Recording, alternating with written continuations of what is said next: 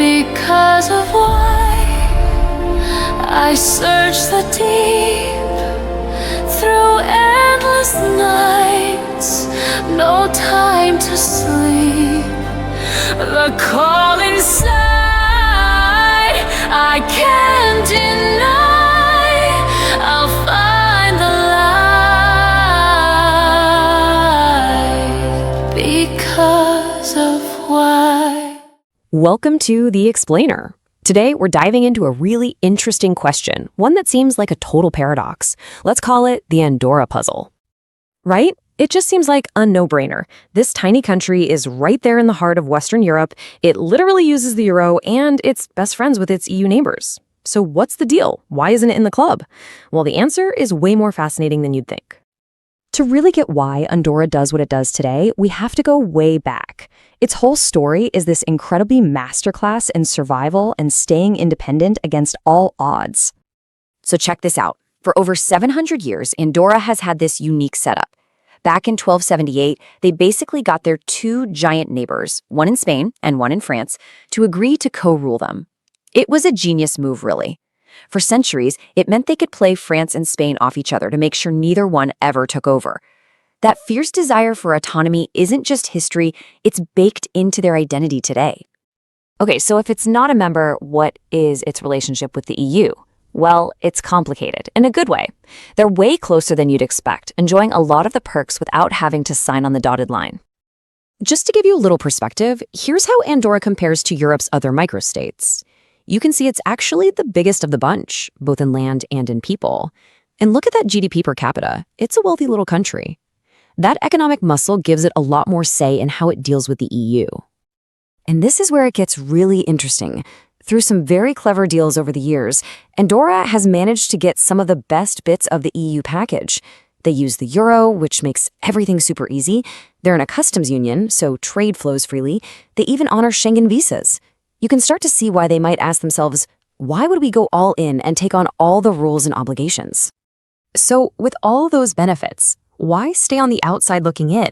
Well, it really just boils down to a couple of huge core reasons.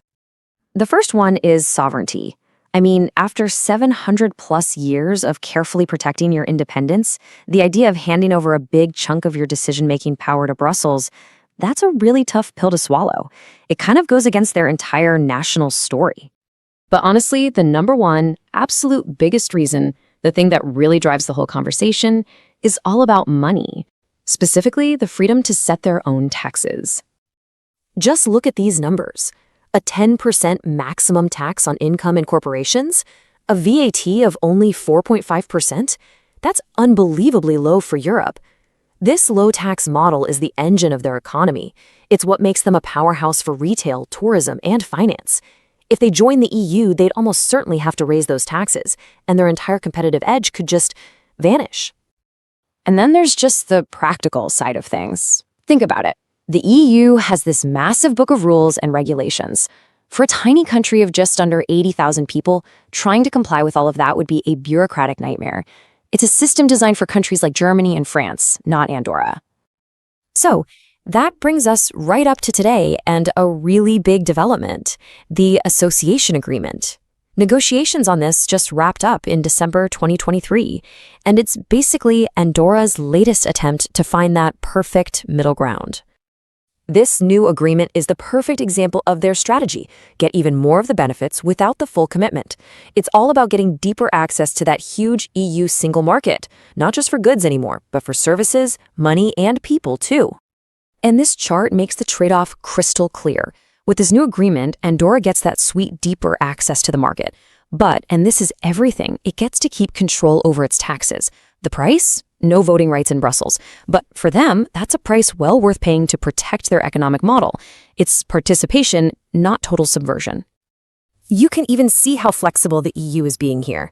The deal gives Andorra a 30-year transition period for tobacco products, a huge part of the retail scene, to become part of the customs union. A 30-year grace period. That just goes to show you this isn't a one-size-fits-all situation. So when you put it all together, what's the big takeaway here? What does the Andorra puzzle really show us? It's all a delicate balancing act. The whole relationship is a constant push and pull between the huge economic upside of getting closer to the EU and the powerful historic need to protect their independence and their unique way of doing things. And as you can see from this quote, even the EU gets that special cases require special solutions. It really is a fascinating dilemma, isn't it? So I want to ask you, what do you think is the right move for a country like Andorra? Should they go for deeper integration to grow their economy even more? Or is protecting that unique, independent status the most important thing? Let us know what you think down in the comments. And hey, if you found this explainer interesting, do us a huge favor and hit that like button and maybe subscribe for more deep dives like this one. Thanks so much for watching, and we'll see you in the next one.